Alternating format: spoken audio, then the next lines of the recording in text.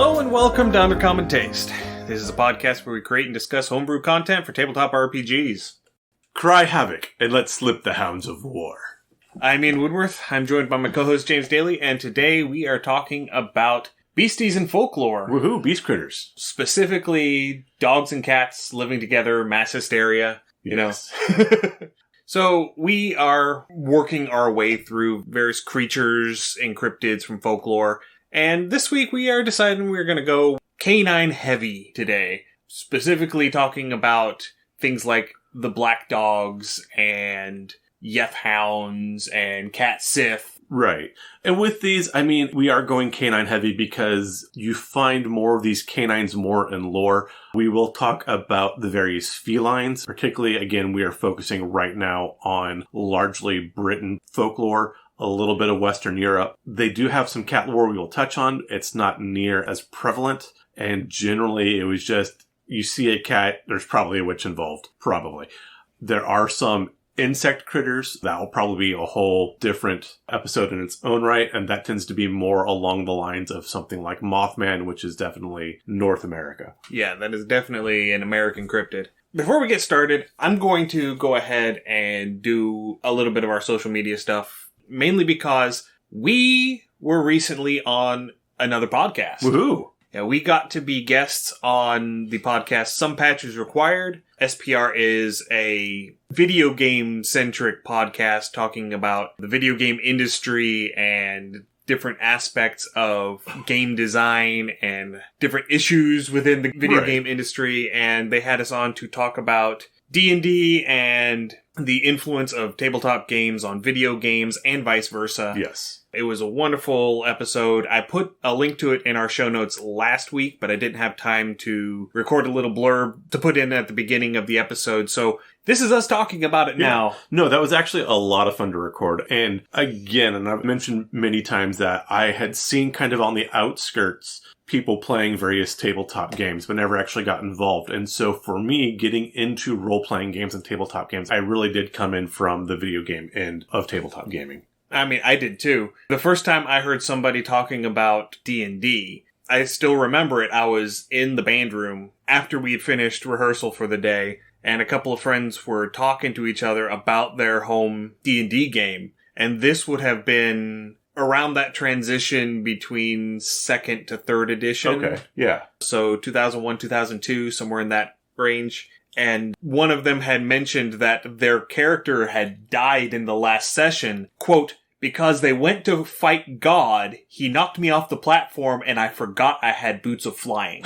That is something you do not want to forget. And so I heard him talking about it and I thought they were talking about a video game. Yeah. For the longest time. And then it wasn't until another year or two later when the guy I shared a seat with on the school bus pulled out his 3.5 player's handbook, and that's whenever I made my first character, who was the half-elf ranger with 3 hit points. Nice. Because he made me roll for my hit points, and I rolled a 1. As you do sometimes. As you do sometimes.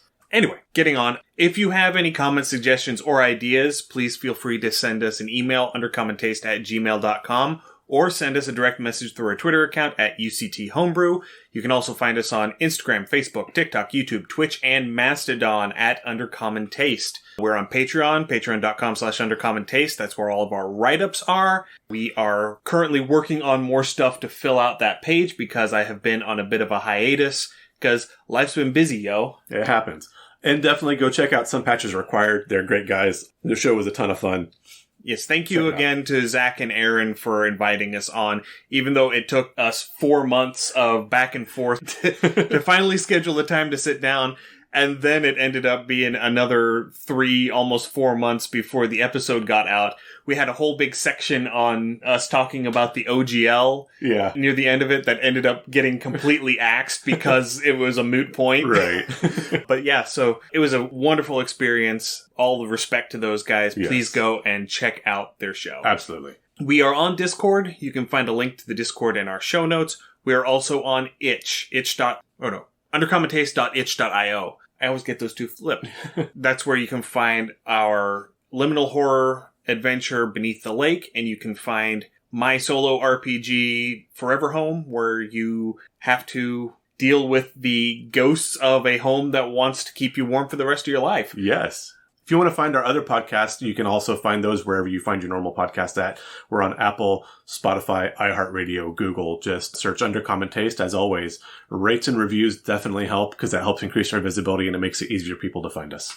So let's go ahead and get started. Yeah, let's jump right in. So as I had mentioned with the flavor quote, cry havoc and let slip the hounds of war. We're not specifically going to be talking about warhounds in this case, but rather hellhounds. Yeah, hellhounds are one of the flavors. Yes, definitely. They're probably the oldest version we can find. So as we are kind of diving through and breaking into this folklore and seeing stuff, things that we thought were just around forever because they're so common and they feel old, they feel like they just have this huge history, really came up kind of shallow. Again, kind of like the whole, vampire werewolf lore that I dove into and realized that that was something by Universal Studios in the 40s. Some of these black dog hellhounds aren't a whole lot older, if actually they might be even a touch younger. But speaking about hellhounds particularly, these can kick as far back as ancient Greece with Cerberus or Cerberus, depending on how you want to pronounce that. Cerberus. It's Spot. Yes, it is Spot. A straight translation means spot, which makes me very happy. Cerberus is named Spot. Him a good dog. He's the goodest boy. He is the goodest boy. He is the goodest boy. He does a great job. I mean, he only had, one or two souls get out, and all of the extent of... I can think of 3. No, 4. Hercules did at one point. Persephone has at various points. She kind of gets a pass, but yeah. She's the living girlfriend. She gets a pass. She kind of gets a pass. Deucalion did, when he brought his wife out. And Sisyphus, who definitely wins the high score. He did it 3 different times. And this is, in fact, why he has to roll the boulder up to his hill, because he pissed everybody off doing it. He is one of my absolute favorite Greek myths. Yeah. But that's a pretty good track record. Yeah, that's a great track record. All of eternity, you got 4 people with one with, they get a pass. Yeah, he got the experience bonus. He got the boost. Yeah. So, it wasn't really fair the second and third time. Right. But, yeah. So going through, these hellhounds are generally going to be guardians, are going to be, the keepers of the gate. And much like the old trope that if someone breaks out of prison, then you're breaking out the bloodhounds and you're tracking them down. And so these hellhounds at various points can be part of a bounty hunting crew, or they can just be something released from the hells as a expression of whatever maleficent will is there. So again, the hellhounds throughout history, throughout lore, have taken various things. Sometimes they are there to find someone who is so evil that they need to be drugged back to hell or back to the hells. Sometimes they are brought out as shock troops for an infernal army of sorts. Sometimes they are to go and find and track someone who has tried to escape or otherwise break the rules of death. Looking at you, my various necromantic friends. Right, yeah. And, there are, of course, other parallels to that in other cultures. You know, all of the talks about the wild hunt. Yes. From various Germanic, Scandinavian, even Celtic folklore has some aspect of the wild hunt story involved in it. And so there are hounds involved in the wild hunt that track down, that run down whoever the prey of the wild hunt happens to be in that particular story. Right. And again, these are going to be tracking hounds. These are going to be baying hounds. These are also, depending on the aspect, going to be a martial dog of sorts. So they're not going to be your lap dog so much as they are going to be a mid to large sized dog, be they a hound. Though honestly, I would love to see an infernal basset hound. It would be kind of amazing. Giant floppy ears. But things I kind of think of are maybe the Cane Corso, possibly a pit bull. As sweet as they were a military dog in World War I. Something like the English Mastiff or the Neapolitan Mastiff. Think Fang from the Harry Potter series, that big wrinkly dog. The Irish Wolfhound. The Irish Wolfhound or an Elk Hound also. Yeah, so these are going to be large, strong beasts. And so coming across one of these on the table in a game, probably going to be scaled up a point or two above just your basic wild animal. I would probably guess just off the cuff. I mean, there is some translations, and Ian dove more into the actual translations, but I guess these probably come in CR1 to 2-ish. A lot of them actually end up in up and around the CR4 range. Oh, okay. Talking about things like yeth hounds and shadow mastiffs. Yeah. I'm pretty sure both of those came out at around a CR4. We're going to be talking a little bit about the barghests. That's also a CR4. Yeah. So yeah, those are some of the game translated options. Right. And again, you do see that range because hunting dogs are not all uniform. Right. It all depends on what you're hunting. So like talking about the yeth hounds are more of a greyhound sort of feel to them. Yeah. They're long and they're lean and they're fast. They're intended to run down the prey, to catch the prey. Whereas something like a shadow mastiff is almost more like a guard dog. Yeah. They still run in packs and they still hunt in packs, but they are more in line with that bigger, stockier guard dog sort of feel to them. They're not going to be running you down. They're going to be there after you've been winded to kind of pin you down and finish the job, as it were. Right. But this also gives great aspects. So if you want to start working these in the table or your story, the first thing I'm going to think about is these are going to come kind of in waves throughout your story. So either your party is maybe broken out of some sort of infernal dungeon, maybe you yourself has broken out of the Nine Hells or Gehenna or something along those lines, or perhaps your warlock has just gone full into the dark with his necromancy, or perhaps, maybe you've got a circle of spore druids who's gone crazy, or your wizard or sorcerer. And so you've done something to gain the attention of some sort of otherworldly patron or entity. You have somehow put a toe or foot over the line. Or maybe you've just taken a flying long jump. So early on as this happens, with your party being lower level, maybe you come across one of these hellhounds. And your party should be able, at a lower level, all of them together, 4-on-1. That should be a fairly good fight. But as you dispatch this beast, maybe it gives out a baying call. And that's it. And maybe 2 or 3 sessions later, you're in town and now there's 2 or 3. And this pack is going to slowly build in size and become larger and stockier as they start to hound down and corral your party or whatever their target is. Yeah. And there are some classes that are obviously more in line with using this particular story element, warlocks, of course, being one of them. But the Shadow Sorcerer. Yeah. I mean, it is actually part of their mechanic. At 6th level, they get a Hound of Ill Omen, which is effectively a Shadow Mastiff. Yeah. It doesn't use the Shadow Mastiff stats. It uses modified Direwolf stats. But still, for all intents and purposes, it is a Shadow Mastiff. And so having that sort of thing where maybe starting around level 3 where, the party is starting to really get in stride and everybody has managed to unlock their subclasses by that point. You hear the baying of a hound in the distance. Things start to happen that you're not really in charge of. Things like you wake up in the morning and you find large dog paw prints around the perimeter of your camp. Things of that nature. And then as you're wrapping up level 5, as you're about to hit level 6, this Shadow Mastiff shows up. And, a 5th level party versus a Shadow Mastiff, that's going to be sort of skewed towards the party in that one because, again, it is a CR4 monster.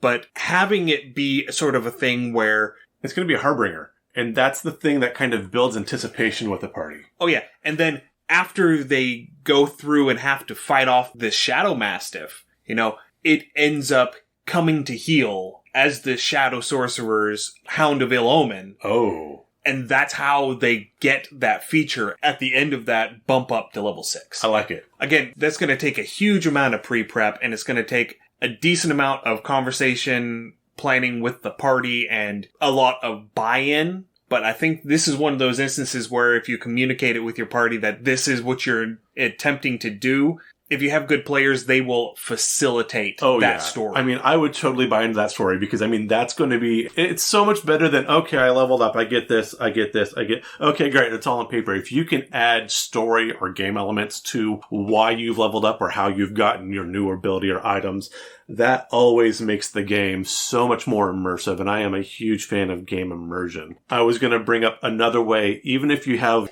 a long list of lawful good characters and there's no real reason to bring one of these up. Maybe you've cast True Resurrection, or maybe one of your players at some point has dropped and you've cast Resurrection to bring one of your characters back. Maybe this is a level 15, 16 party and now you've brought this character back and whatever entity was in the afterlife wants him back, or her back. But now these hellhounds are coming to recollect. To repossess. Yeah. Yeah. Because Zydrate comes in a little glass vial. Yeah. But talking about a different variant, yeth hounds. Yeah. Yeth hounds are almost exclusively tied to the Queen of Air and Darkness. Yes. Tied to the Unseelie Court. Very powerful archfey are capable of creating packs of yeth hounds. They tend to be evil aligned. They tend to be, yeah. The way I understand it, yeth hounds are the Unseelie Court's answer to the blink dogs of the Seelie Court. Fair enough. That makes a perfect amount of sense. Because they're both the coursing hunting hounds yes. of the various courts. Yeth hounds being, whenever they're created, they are bound to a master. So this would be an Unseelie Fae who has done something grand in the name of the Queen of Air and Darkness, and she is rewarding their loyalty, rewarding their service by giving them this pack of yeth hounds. If you upset that archfey, the first thing they're gonna do is they're gonna sick their pack of yeth hounds on you. Release the hounds! And so that is another thing where you don't have to have that infernal or demonic element to it. You can do this with just a Feywild connection. Shadow Mastiffs, they run in packs, they're from the Shadowfell. You can do this with, say you've come across a particularly juicy piece of forbidden knowledge, and now Vecna wants it. Okay. And so Vecna, with his tendrils in the Shadowfell, sends a pack of Shadow Mastiffs after you. That makes perfect sense. And there are other similar things, like there's a beastie from 3rd edition called the Vor, which is effectively hellhounds, but for the Abyss. Okay. And so, if you end up upsetting a demon lord instead of a devil, then they're going to send Vor after you. That makes perfect sense. Now, I've not actually run through Curse of Strahd, but I could totally see the vampires, again, with the Shadowfell influence, having maybe 2 of these Shadow Mastiffs guarding the entrance to their manor.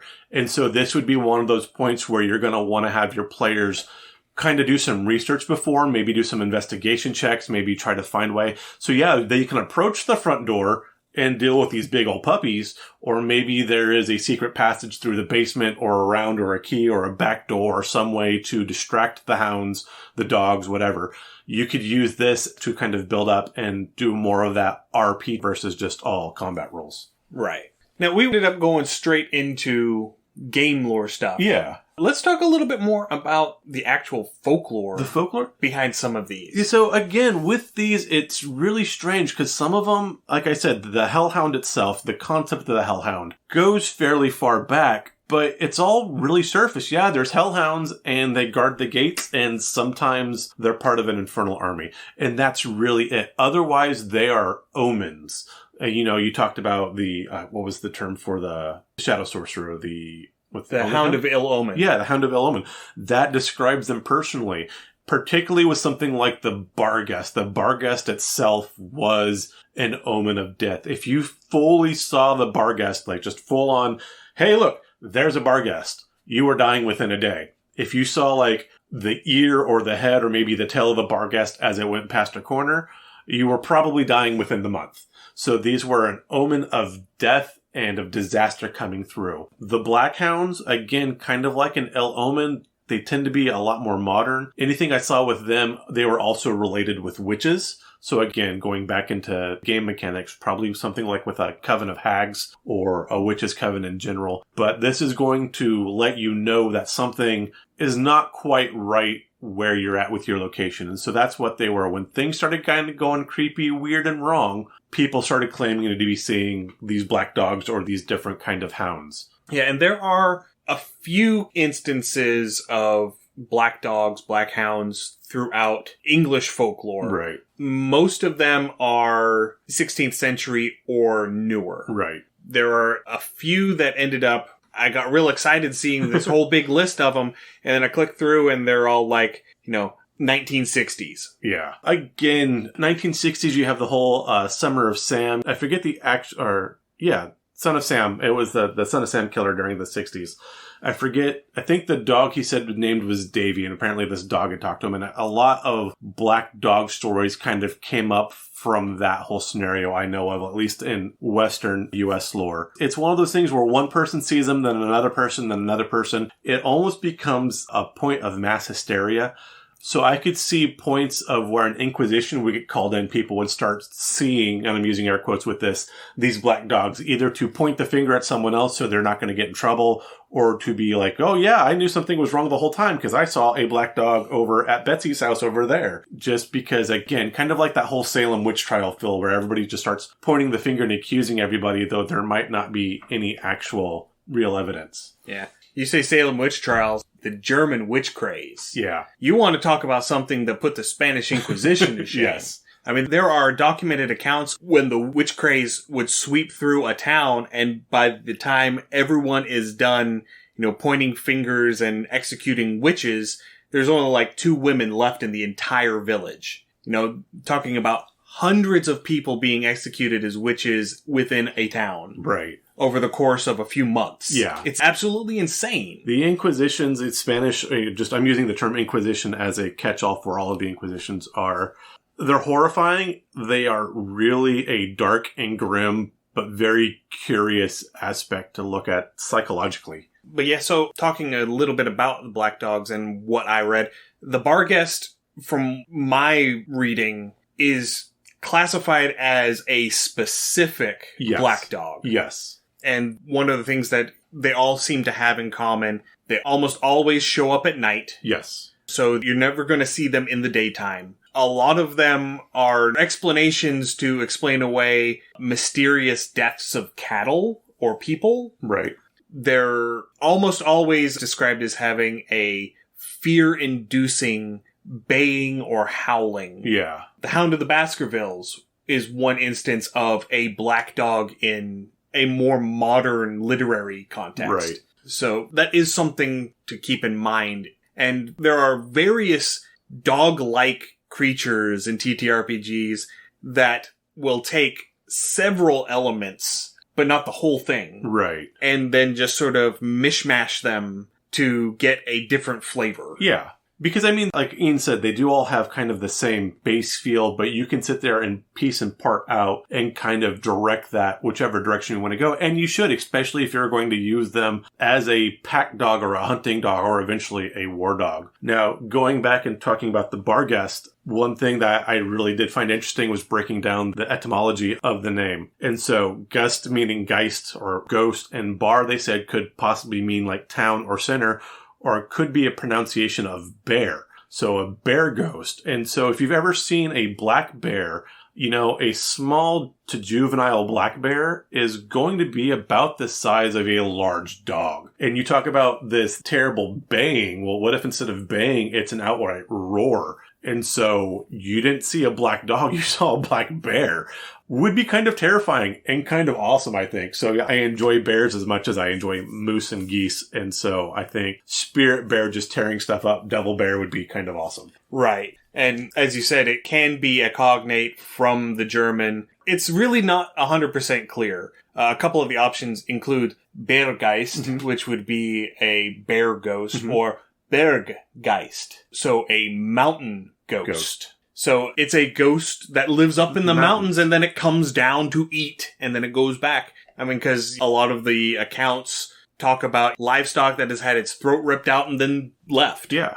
So it's something along those lines. And I could see using something like Berggeist or Barghest because, again, as we've talked about in previous episodes, particularly with wolves and bears, you didn't mention them by name. Kind of like the same folklore with some Native American creatures that we'll probably try to touch upon later, but to mention them by name was to summon them. And as I like to jokingly say, be careful what you summon, because then you got to deal with it. And so you would use this other name to, it wasn't a bear came and killed everything, it was a Berghests, So you would use this as a possible substitution name. Right, yeah. Now, transitioning a little bit off of our talk of the Bargheist into D&D context. Yes. The Barghest in D&D is something completely different. Yes. I love the build-up for it. So, in D&D lore, The barghests were created by the General of Gehenna, who is the predominant Yugoloth Yes. in Gehenna. The lore surrounding it is that while goblins believe that the barghests were a boon granted by the god Bane whenever he was still in control of the goblin pantheons, what they actually are these creatures that were created by the General of Gehenna because of a broken contract. They are basically just spite creatures. Yeah. So Maglubiet, who is currently the dominant deity in the goblinoid pantheon, petitioned the General of Gehenna for Yugoloths for whatever operation he was doing. I haven't been able to nail down what that operation was. It may have been Maglubiet's move to cement himself as the head of the pantheon. Okay.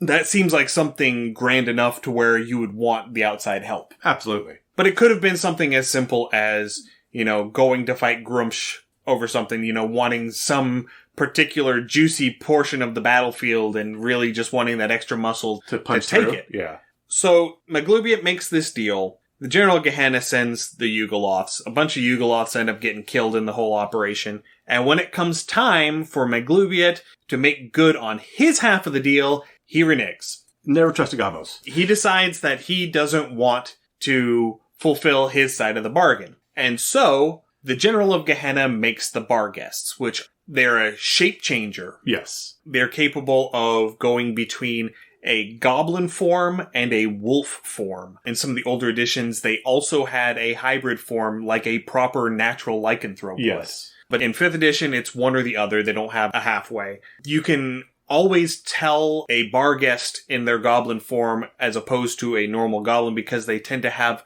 sort of a yellowish tint to their skin, and they have very exaggerated wolfish features. Okay. And their whole thing is they devour souls. Yes. They are sent from Gehenna into the material plane as children, and they are supposed to stay in the material plane until they can consume 17 worthy souls. Their preference is for powerful goblins, but they will do anything if the soul is worthy enough. Why 17? Because that is the number of oaths Maglubiet broke when he broke his contract. I love that. I love that bit of lore. That's awesome. And the whole purpose of this is because the General of Gehenna is trying to rob Maglubiet of souls for his army in his fight against Grumsh. I love it. Because the souls of worthy goblins end up going to Acheron and joining Maglubiet's army. Not if a barghest eats it. Yeah. So even in 5th edition, when you get to look at the barghest stats, they have the ability Soul Feed, which is just brutal. If this barghest comes up to a creature that's at 0 or fewer hit points, it can consume its soul. The creature has to make a constitution check against the barghest's innate casting. It's a charisma modifier. I think it's a 15 or so. It's a +2, yeah. Yeah. So if they fail, the creature immediately dies and cannot be resurrected by any means, until the barghest is dead. Not entirely. Okay. That's not exactly how it works. It's similar. Okay. So they are able to consume the soul from a recently dead humanoid. It has to have died within the last 10 minutes. Okay. It takes a minute for them to render the body into its component parts and consume the soul. Once the soul has been consumed, it takes 24 hours for the barghest to digest the soul. Okay. If the barghest is slain during that time, the soul passes on to its afterlife. If you try to resurrect the person while the soul is still in the barghest, it's a 50-50 shot of whether or not it works. Oh, wow. Okay. Which is big because you have to have at least a 7th level resurrection or a 9th level true resurrection to do that because the body is in pieces. Yep. And even a wish spell. You don't want to waste a wish spell on a coin flip. Right. And once that 24 hours is up, the soul has been digested and you cannot resurrect the person through any mortal magic. I like it. Summon the dragons. So they have lots of resistances. Yes. They have a couple immunities. They have a couple of damage immunities. They have some innate spell abilities, so they're able to cast levitate, minor illusion, and pass without trace at will. Think about that for a second. You're fighting this barghest. This barghest is you're starting to get the better of it. Okay. It's starting to realize that it's in a losing proposition. Because in addition to those, it also has once a day, charm person, dimension door, and suggestion. Right. So the first thing it might do is try to use suggestion to turn one of its attackers on their allies. Fair enough. Or charm person to do the same thing. Or it might just decide to nope out of there with a dimension door. Yeah. You end up going and tracking it. Can you imagine how difficult it's going to be to track this possibly goblin, possibly wolf, that can use Pass Without Trace to give itself a +10 on all of its stealth checks, and cast Levitate so it's hovering and not leaving any physical tracks on the ground? Right. I believe they can cast Minor Illusion as well. Yes, just to they throw can. you further off. Yeah. So if you don't have Detect Magic up, they can just disguise themselves as this tree. Yeah. And you'll just walk right past them, and yeah, no one will even notice. Now, the website, I believe it's called The Monsters Know What They're Doing. Yes. I saw a wonderful write-up on what to do with the barghest, because, again, the barghest does enjoy going after the goblins and the other goblinoids and the gobble-gobbos. But he also breaks down a lot of things. You look at this barghest. One, it's a fairly strong creature. If I recall, I think it's running at a 19th strength or a 17th strength and a 19 dex. Something like that, yeah. But it's also kicking a 13 intelligence, so it's smarter than your average NPC walking around. It's got some smarts. It's smarter than just about all of the goblins that you're going to be facing alongside of it. So the whole thing is that if this goblin party or adventurer party or NPC party, either way, comes up and attacks this bargheist for whatever reason, and it's forced to use Dimensional Door, it's going to save that Dimensional Door for its get out of jail free card. It's going to nope out. But now it's going to be resentful and angry. So yeah, it's got Minor Illusion. Yes, it has Pass Without a Trace. Yes, it has Levitate. But it also can switch these forms. So did you see it in its wolf form, or did you see it in its goblinoid form? Because it's coming back probably in the next day or two to start picking off your party one at a time, because it's going to become an ambush predator at this point. Yeah, and they are going to be running with goblins. These goblins are going to be very subservient because they don't want to demonstrate any sort of dominant traits or powerful traits because they don't want their soul consumed. Yeah. They're smart enough to have that self-preservation. The tall blade of grass gets chopped. Absolutely. And so this barghest might have a clan of 20, 30 goblins at its heels. Yeah. And so he's going to start cycling through, sending squads to just sort of come at you and take a few pot shots. Yeah. Every so often. Yeah, you might only connect with one or two, but they can do it at regular enough intervals to where you can't get a long rest in. Yeah. So you're not going to be able to start getting passive healing. You're going to run out of spell slots. You're going to start picking up ranks of exhaustion. Oh, yeah. And so they're going to start grinding you down, start whittling you down, and whenever it looks like, all of the casters are down to just cantrips, everyone's got 2 ranks of exhaustion, there's nobody in the party that's above half health anymore.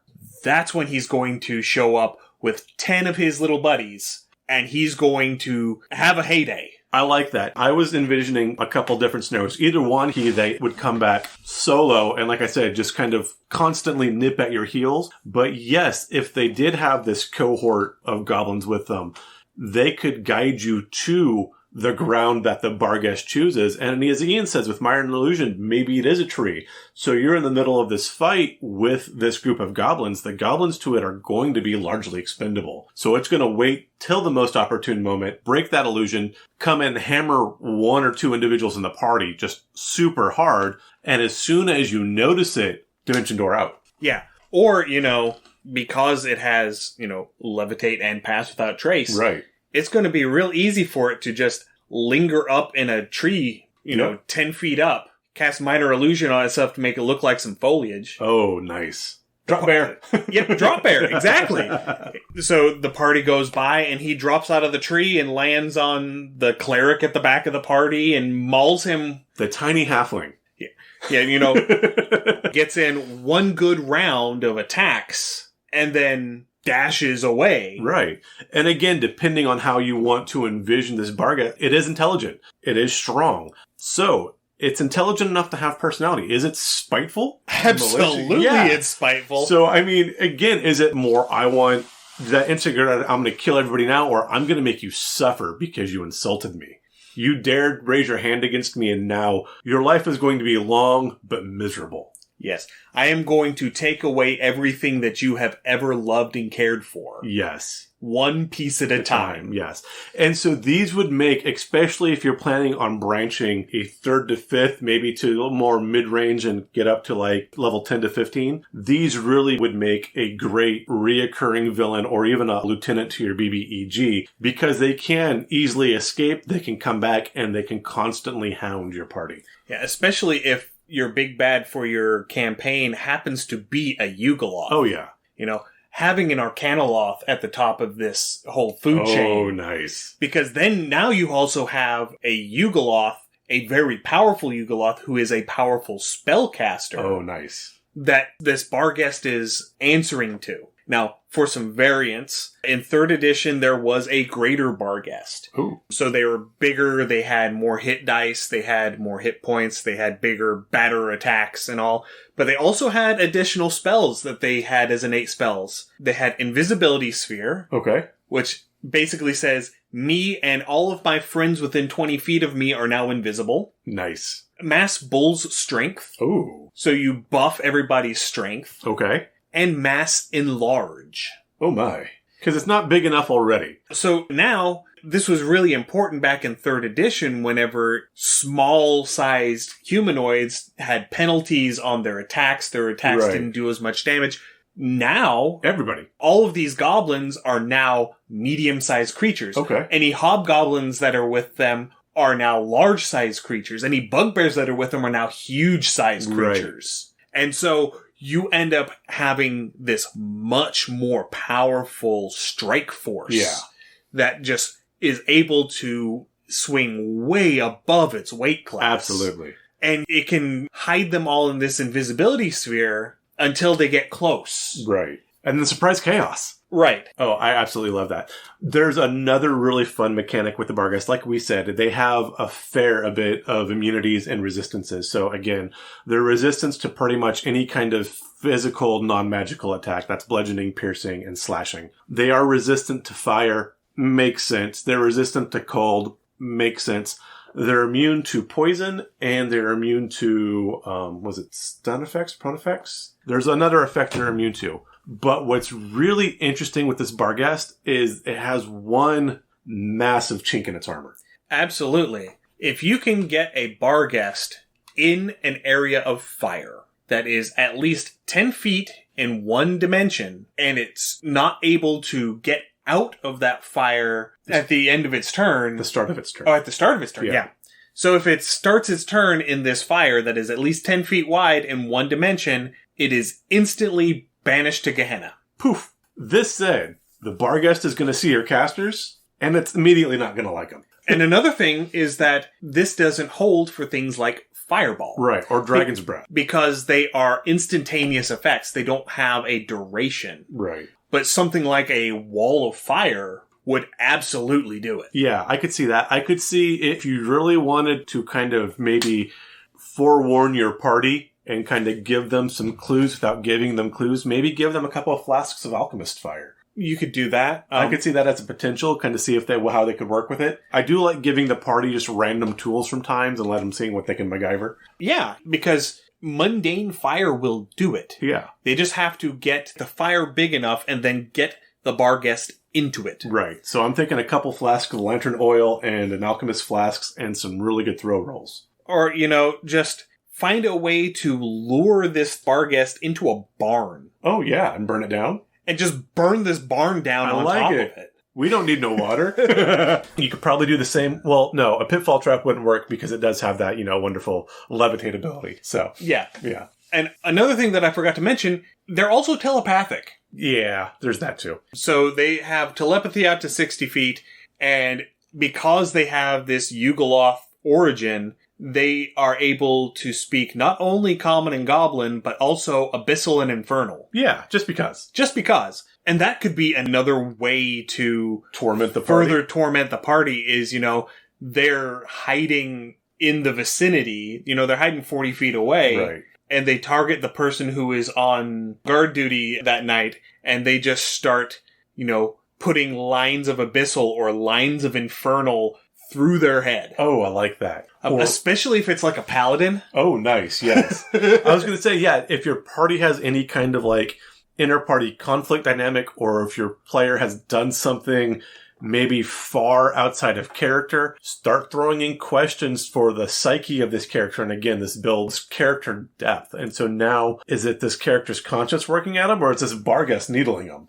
Yeah, absolutely. And that will also work really well if, you have someone like a fiend-pacted warlock. Right. Because if this barghest can figure out that this is a warlock, because it's intelligent enough to figure out that somebody is a warlock, and they can figure out who or what the patron is. Oh, nice. If they can figure out, say, this warlock has an archdevil as a patron, then they just start feeding them the occasional line in Infernal, impersonating their patron. Yes. And just start feeding them lines in Infernal to make them doubt whether or not their patron is actually talking to them. Right. No, and just start giving them contradicting orders or contradicting information, or, telling them, I need you to go and do this thing to this party member. Okay. And so they have to try and figure out how that's going to work out. I like that. Another way I would use this is if your player has either like a past with a lost love or maybe lost family members, and so now they're going to do this. So are they going to hear the voice of the person they knew somewhere off in the woods? Are they going to be in the middle of combat and then suddenly see the person that killed their parents in that horrible, tragic event that happened in the beginning of the story that starts your whole character's backstory? You can really play with these psychology and story mechanics really well with telepathy. And, because telepathy is not mind reading, you're not going to be able to just start grabbing these things out of the person's mind, but there's nothing to say that you can't give this barghest, if you're wanting it to be a recurring villain, give it a few levels in Sorcerer or a few levels in Warlock. Give it a few levels in Archfiend Warlock and have this Arcanoloth be its patron. Yes. And so now it's able to detect thoughts. Yeah. And now it's able to start digging in your brain. And so it's able to start pulling these little bits of information out to further enhance its torments of the party. Right. Now, as a player, there's few things as exciting and frightening at the same time as when the DM reaches over and hands a folded piece of paper quietly to another player. Oh, yes. It's like, crap. Anyway, I think we've done a good job talking about the barghest. We've been on it for a minute. A minute or two. But the barghest really does encompass and branch into most of these hellhound type creatures. Yes, it does. And it is the one thing that has the most lore attached surrounding it, and it has the most variation and the most utility to it. Right. Because it is also attached to a humanoid form, and it has that humanoid intelligence. Yes. These other ones, they're smart for animals.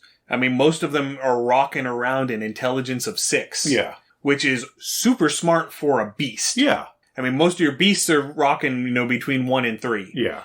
So, an intelligence 6, that is a very slow-witted human. Right. An extremely smart dog. An extremely smart dog, because these are canines. Yeah. And so that fits. I would probably put, if you have, again, I have birds, so I would put a smart parrot probably around a 6 or a 7, possibly. Yeah, something like a border collie or an Australian shepherd, one of those very intelligent herding breeds. Yeah. Would also fit there in that intelligence 6. Yeah. I would probably, honestly, for a human analog, I'd probably put a toddler about 1 to 2, probably around a 6 to 7. Again, you're not vocal, but very aware of the surroundings, kind of starting to be able to pick up and manipulate and figure out what's going on around it. Yeah.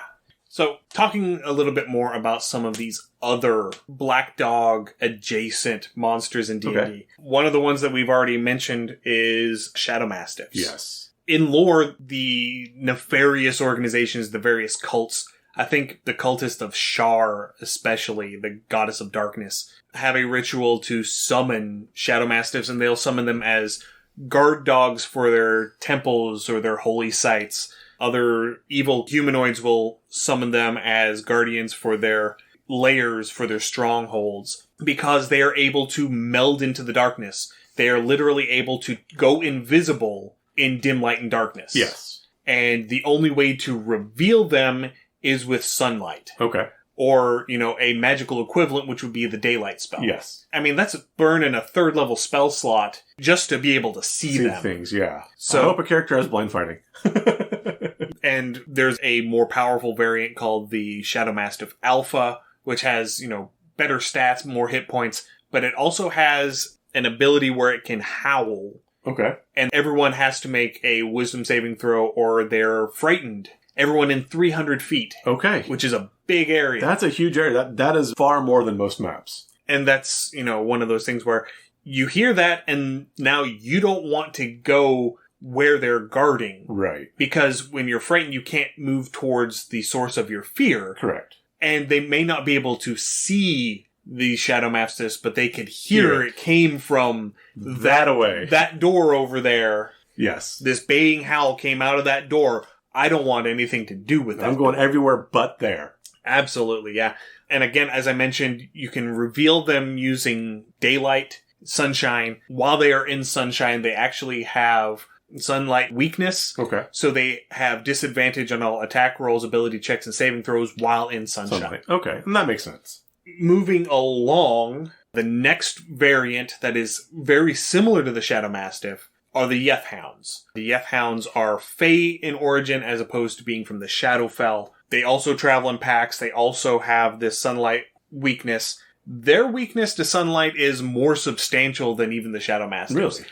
If they enter sunlight, they are instantly banished to the deep ethereal. Okay, I can definitely see these being held by vampires then. That is actually one of those things that if the original master of a pack of yeth hounds has been slain, the pack of yeth hounds will search out a new master. Okay. And vampires and necromancers and hags are all listed as the sort of inherently evil creatures that a pack of yeth hounds will go and attach themselves to. Okay. Yeah, no, that makes total sense. They are also notoriously difficult to kill. Yes. If you're attacking them with weapons that are not magic and are not silvered, they're going to do nothing. They are completely immune to non-magic, non-silvered weapons.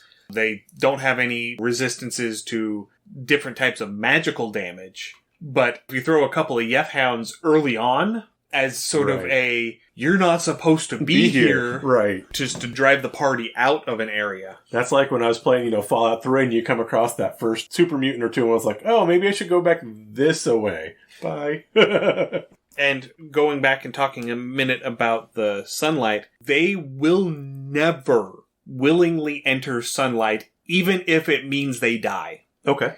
They will not enter sunlight to avoid death, even. Their masters cannot compel them to enter sunlight. Okay. And that is just built into what they are, and that plays into that whole winter court, that 30 days of night sort of thing. Yeah. Where, this is a creature of the night. Yes. And finally, they have a telepathic bond to their master as long as they are on the same plane of existence. Fair enough. So their master can experience all of their sensory input. Okay. The master can issue commands telepathically from anywhere on the same plane of existence. Okay. And the yeth hounds can communicate with one another within their pack. Oh, nice. So, you have this exceptionally intelligent hound. These would probably be the ones that would be used for the wild hunt if you were to do a wild hunt in your game because of their fey connection, specifically their unseelie fey connection. But you have these exceptionally intelligent dogs that are able to communicate telepathically with the rest of their pack to maneuver and manipulate and fully utilize their pack tactics. I love it. They're not going to have that base bestial intelligence that a pack of wolves would have. They're going to be intelligent. They're going to actually have rudimentary tactics. They're going to single out and focus down individual threats. Yeah, no, I love that. I also saw the yeth hounds as obviously like guardians or something for a vampiric campaign. Also, something in the Feywild, particularly if I forget the name of the exact area in the Feywild, it's where a lot of your lycanthropes are and the goddess of the moon is. So it is going to be a perennially dark forest. Yes. And so, especially with this connection to their master on the same plane, again, something to hound and not necessarily constantly attack the party, but your big bad person's always going to have this constant line and know exactly what the party's doing at all times because they are going to be constantly under the gaze of these hounds. Absolutely, yeah. That is an excellent way to give your archfey villain a way to know exactly what the party's tactics are, exactly what the party's weaknesses are, and to tailor their response. Yes. Whenever they finally meet the party to the party's tactics. You know, if the party automatically goes into the same routine at the beginning of every single combat, you know, the barbarian rages and charges, the cleric casts bless, the wizard casts fireball, whatever it is, they can set up specific defenses to prevent that from happening in the early stages of the combat. When your players are like, but you're doing this just to get at me, I'm like, no, you've been tracked by these hounds the entire time. They can communicate with this NPC so they know, and then it falls right within the mechanics of the story. Especially if, you know, they have a patron who is another Fae. Yes. Who is able to express that, who is able to explain that, that, you know, great. This is a pack of yeth hounds that you've been tussling with off and on as you've been going through and doing things for my queen. Yes. They are able to communicate with their master. Anything they see, their master sees. Yes. Anything they hear, their master hears. Yes. Using those specific terms whenever they're communicating, whenever they're explaining what this is. So that way, the party has no excuse whenever you show up and they have a counter to everything that you're doing.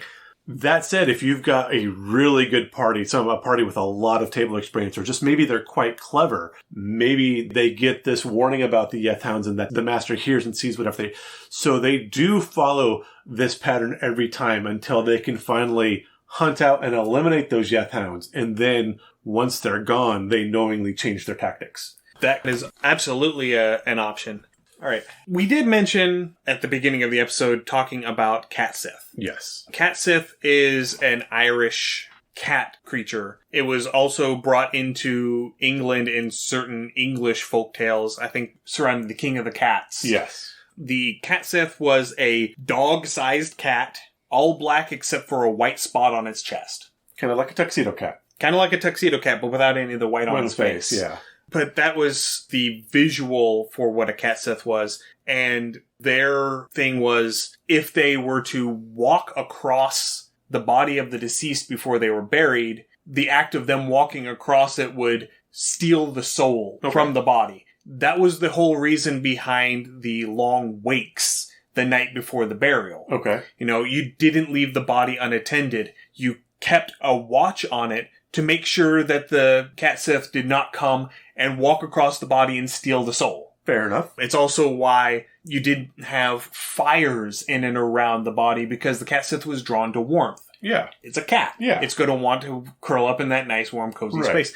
That's also why these wakes were full of raucous events. You know, there's drinking and cajoling and wrestling and all of these other things, and music and dance, because they're trying to create all of that noise to scare away the cat sith. Okay. And another thing is, I think it was on Samhain, you were supposed to leave out a saucer of milk for the cat sith. Right. And if you didn't, the cat sith would basically put a curse on your house and all of your cattle would dry up. Yes. You know, so you wouldn't have milk because you were stingy. Yeah.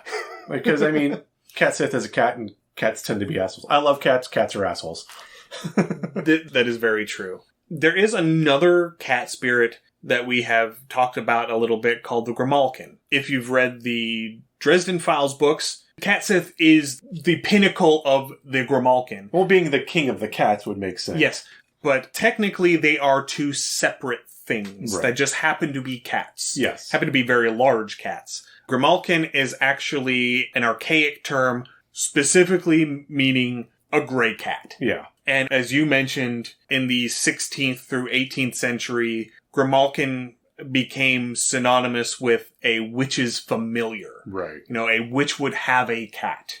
These are gray cats in the stories, but, you know, they get transformed into black cats as the stories go along. They are tied to the Scottish Highlands, and they're actually a type of fairy cat. So they are actually fae in the folklore stories. Correct. Now, I will say, dealing with cat sith, and I am going to give a bit of a trigger content warning here, this ritual in which to summon cat sith, or the spirit of some of these grimalkin, is kind of rough. So going into it, and give you a brief second, if you do want to skip like 15, 30 seconds ahead, go for it. But supposedly, especially around Samhain, Samhain, one of the ways you could summon cat sith, and if you were to summon cat sith, he was supposed to either grant you a wish or offer you services or a favor. But in order to do this, you had to roast cats alive for like 7 days straight without taking a break or sleeping. And it was supposed to be the crying and the yowling is supposed to be what drew the spirits there, at which point Cat Sith was supposed to show up with a large band of black cats. The fact that you were killing a bunch of cats in a very unpleasant way, the fact that Cat Sith is a cat and cats are assholes, I'm not thinking this ritual ever really ended well. I doubt it. Yeah. But this was, I forget the name of the ritual, but it was a very specific ritual. And it was to either gain an answer to a question or a favor. Okay. Now, grimalkin is also a character, the death of whom is central to the oldest novel in the English language. Beowulf. Beware the Cat. Modern English. Oh, Sorry. Okay. Beware the Cat, written in 1570. Okay. The whole story is about two cats talking about the death of grimalkin. Okay. And so that's the whole I need to find central conceit of the story. Okay. See, how was it worded in my reading? It was the first horror story, longer than a short story, that was published in English. Okay. Okay. I'm in. Now, the grimalkin did appear in D&D. In 3rd edition, they were in Monster Manual 2, and they were a shapeshifter. Yes. Their preferred form was a large blue-gray cat, about the size of a dog. Yeah. They were a medium-sized creature, so they were going to be pretty honkin' huge. About the size, I mean, if you know what a lynx is, or maybe a smaller, like, mountain lion or bobcat, it's probably going to be about that size. Again, you're looking 40 to 50-ish pounds and probably at your knee at the back. Probably, yeah. Maybe even bigger weight-wise. Maybe closer in the 60 to 80-pound range. Potentially, yeah. They're very intelligent. They're capable of speech. They are known for being extremely chatty. Yeah. They like to talk. And they would change shapes based on their moods. So if they were trying to entertain, if they were trying to find amusement, they would take these very amusing shapes. Okay. They could transform into any medium or smaller beast. Okay. Or critter. So, you know, if they wanted to be, you know, just kind of jokey, you know, they would transform themselves into a hedgehog and roll up into a ball to roll across the table. Something like that. Sounds fun. I like these things. And then if they were forced to defend themselves or to defend their master, they would take on a more violent, more vicious form. So like an actual proper wild cat or a dog or something along those lines. Something with some real offensive capability. Something like a jaguar or something like that, yeah. Yeah.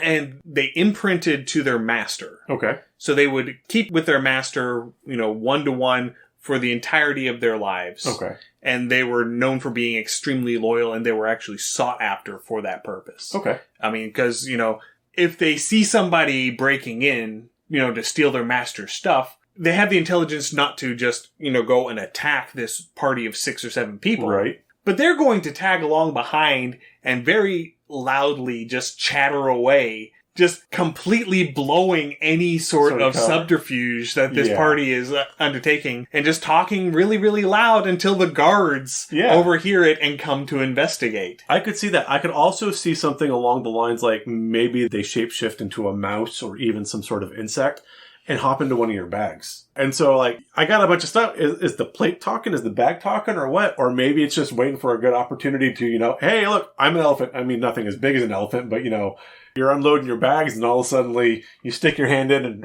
Holy crap, it's a badger. A porcupine. Yeah. Well, I was thinking honey badger.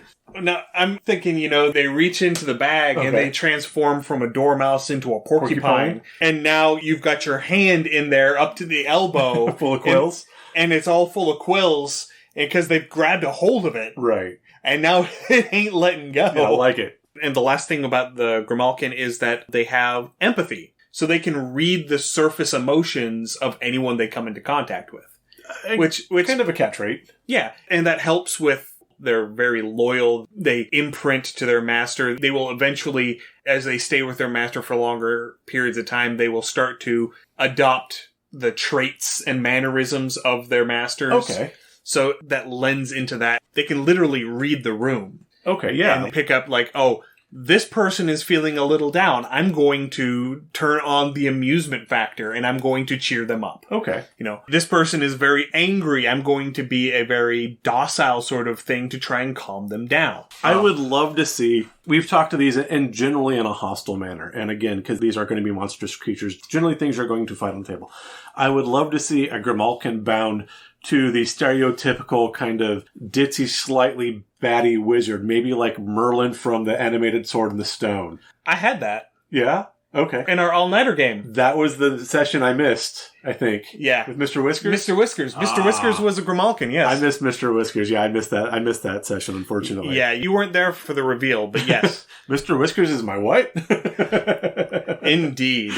Going through talking about the grimalkin too, and unfortunately some of these did run together. I can't remember if this was a in-game version of a grimalkin or if this was a lore version of a grimalkin, but the grimalkin in one of these versions was actually a witch that could also shapeshift from the witch's form into a cat form. But they could only shift 9 times, and on the 9th change of form, it was permanent, whichever direction it was. Yeah, I do remember reading that as well. I just can't remember if that was a folklore thing. Okay, that was a folklore, okay. Now, the last thing I'm wanting to talk about, something kind of adjacent to all of the black dogs, is a folklore thing called the Church Grim. The Church Grim are canine spirits specifically bound to guard graveyards. The superstition or folklore tradition was that whenever you were to consecrate a new graveyard, you would bury a dog in the corner of the cemetery, and the spirit of that dog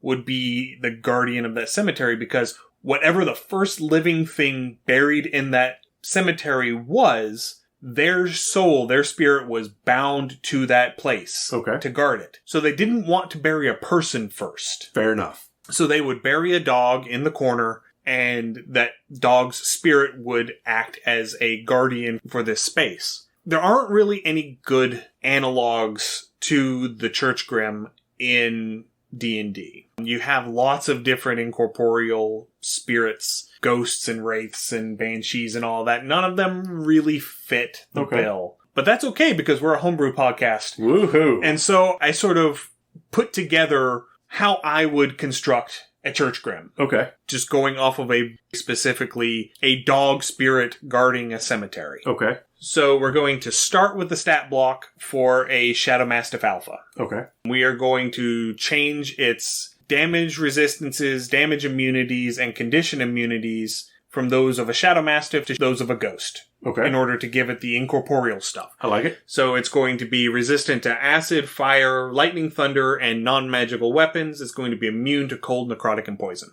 I like it. And it's also going to be immune to the charmed, exhaustion, frightened, grappled, paralyzed, petrified, poison, prone, and restrained conditions. That's pretty beefy so far. Or at least it's fairly tanky. Well, those are all things that basically you have to have a physical form in order to... Yeah. With the exception of the charm and frighten. Everything else requires a physical form to effect. The next thing, you give it the incorporeal movement trait, which allows it to pass through creatures and objects. I would remove the part where it takes damage for being inside of an object if it is within a stone object within the graveyard. So if it goes into a headstone, if it goes into a mausoleum, if it goes into a crypt, some permanent element of the graveyard, it can enter into that without taking damage. Okay, I like it. Because it has to have a place to stay until it's needed. Yeah, and it wants to stay out of the sunlight generally. Personally, I would take away the sunlight weakness. Okay. to it. Maybe you're only going to encounter it at night because, the sort of people who are going to go and try and rob a graveyard are going at night. Generally aren't going to try and do that in the middle of the day. Hey, look, it's noon. Hi, everybody. Just He's fixing a divot. I would upgrade its attacks and abilities by bumping up its proficiency bonus from a +2 to a +3, just to give it a little more oomph. Okay. I would either give it a second attack on its attack action or add a necrotic damage on top of its normal damage. Okay. So the Shadow Mastiff has a 2d6 +3, I think, for its damage roll. Give it a second attack or give it a 2d6 necrotic damage on top of that. Okay. If you wanted to go a little bit further, buff it by giving its bite the same effect of blocking healing that like the Chill Touch cantrip has. I like that. The biggest limiter that I would put on it is that you would limit it to be bound to the graveyard. It cannot leave the graveyard. I like that. So if you want to get away from it, all you have to do is leave. Right. Step out of the graveyard. Step out of the graveyard, it'll stand there and it'll bark at you. Right. But it's not going to actually be able to leave the graveyard and continue attacking you. Okay. I would leave it with the howl ability that the Shadow Mastiff Alpha has, where it can howl and the creatures have to make a wisdom save or be frightened. I might even go so far as to give it the Yeth Hound variant, where they're actually terrified and they have to use their turn to flee in the same way that undead do when you use turn undead on them. I like that. Because that's its whole purpose. Its whole purpose is to keep you out if you intend harm. Yes. So it will be able to discern, is this somebody coming to rob a grave? Is this somebody coming to vandalize? And it would get that sort of advantage on those individuals while they're in the graveyard. So, like, they get advantage on attacks against evil-aligned creatures or creatures who are there with a evil intent. Okay. They gain resistance or perhaps even immunity to turn undead because they're there for that purpose. Yeah. And, guard dogs are kind of fearless whenever you get them on point. Yes. Possibly even giving them a regeneration, like a regen 5 or a regen 10, while they are within the graveyard. Okay. So that way, you just can't kill it. It's a dog spirit. Yeah. It's a dog ghost. What are you going to do? Right. No, I really love that. I'm going to go ahead. I'm going to throw out a challenge to our listeners here. And I'm going to probably throw a wrench in Ian's plans as well at the same time. Listeners, back me on this one. If we can get some comments and maybe a handful of requests, I love this Dog Grim stat. I love it. It's beautiful. I have two other options. Bear Grim, because again, just bear spirits are awesome. Goose Grim, because peace was never an option. Peace was never an option. I mean, I'd not be opposed to it. Okay. So yeah, if you guys want to hear this, send us some comments and yes, let's get a vocal mass appeal here for a bear and or a goose grim. All right. Just to wrap up, a couple of other honorable mentions, if you will. We talked a little bit about hellhounds. Yes. Hellhounds in 5th edition, at least, are kind of boring. Yeah. They're basically dire wolves on fire. with a fire immunity and a fire breath. Meh. That's literally it. That's all they do. In older editions, there was a hellhound variant called the Nessian Warhound. Awesome name. The Nessian Warhounds were a specific breed of hellhounds that Asmodeus personally bred and kept. Oh, nice. So they're bigger. They're like 5 to 6 feet tall. Okay. And they just have a lot more oomph behind them. Talking a little bit more about the cat side of stuff, I mentioned that blink dogs are sort of the counterpart to the yeth hounds. Displacer beasts also fill that sort of cat. I could see that. They have that displacement ability, so you don't know if you saw them. Yeah. And they just have that feel to them. I totally get that. I mentioned the Vors. They're these hyena-like creatures that are native to the Abyss, and they have naked rat tails. Yum. So, yeah, they're kind of weird, but they're creatures of chaos, so what do you expect? Chaos with who? There are the Canimorphs. Canimorphs are basically if some of these dog creature things reached an intelligence where they became Antharians. Okay. So these are specifically hellhounds, shadow mastiffs, or Vors that are capable of taking on a humanoid form. Okay. I like it. And then the last one Not quite. I've got one after this, but... Well, the last one I have Okay. are the howlers. Howlers being these dog-like creatures native to Pandemonium, where instead of their howls causing fear, their howls cause madness. I love them. I want to play with some puppies. And they have this kind of ruff of spines, almost like a mane, that they're able to, like, rattle. Ooh. And, yeah, it's... I like them. Yeah, I definitely want to play with some of these. Yeah. Okay.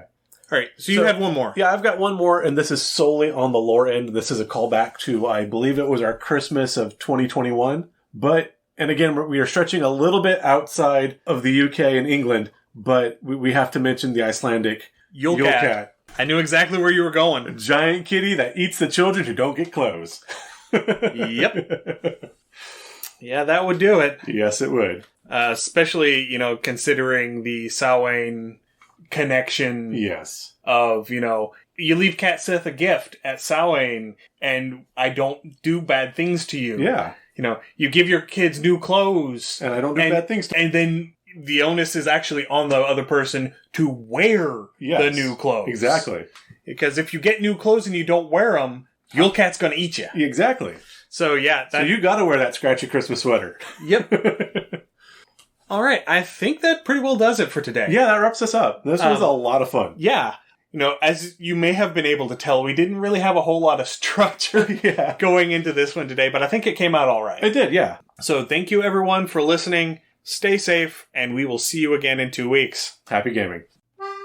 Thanks for joining us for another episode of Undercommon Taste. Our theme song is Massacre Anne, written and performed by Mary Kroll and used with permission. You can find Mary online at marykroll.bandcamp.com or on Patreon at patreon.com/Dr. Mary C. Kroll. Our logo is by David Sutherland. You can find more of David's work on deviantart.com/David Sutherland or on instagram.com/Willex_73. We'll be back in 2 weeks, so stay safe, and we'll see you then.